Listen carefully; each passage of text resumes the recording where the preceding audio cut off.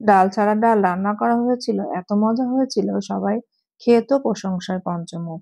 সবাই বলছে আগে কেন এই ডাল এভাবে রান্না করা হয়নি।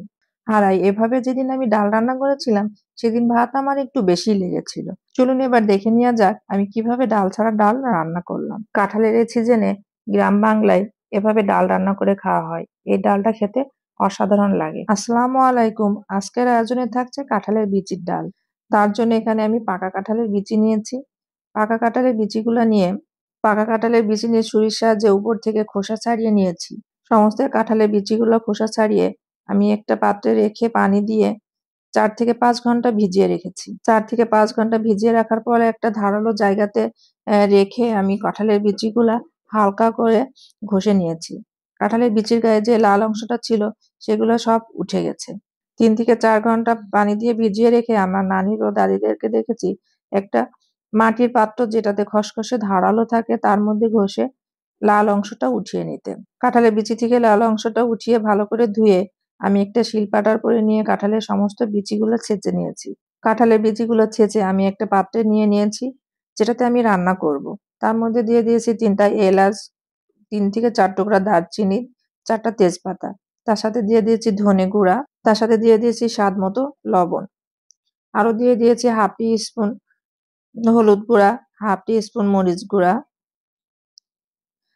১ চামচ আদা বাটা, ১ চামচ রসুন বাটা ও ১ চামচ জিরা বাটা।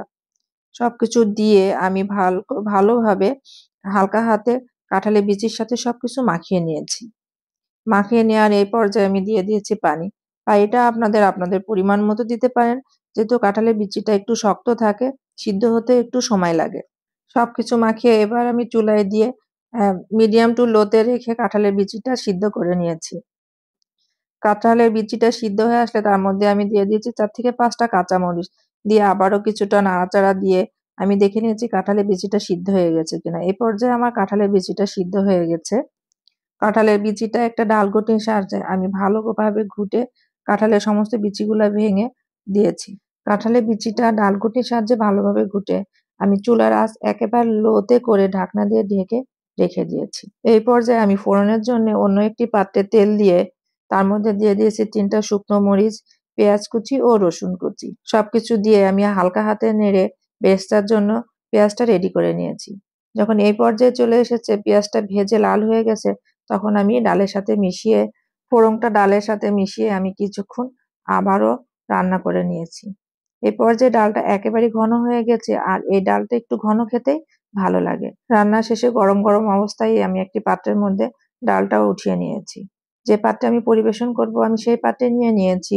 যে পাত্রে পরিবেশন করব সেই পাত্রে নিয়েই উপর থেকে আমি গরম মসলার গুঁড়া ছড়িয়ে ডালের সাথে মিশিয়ে নিয়েছি।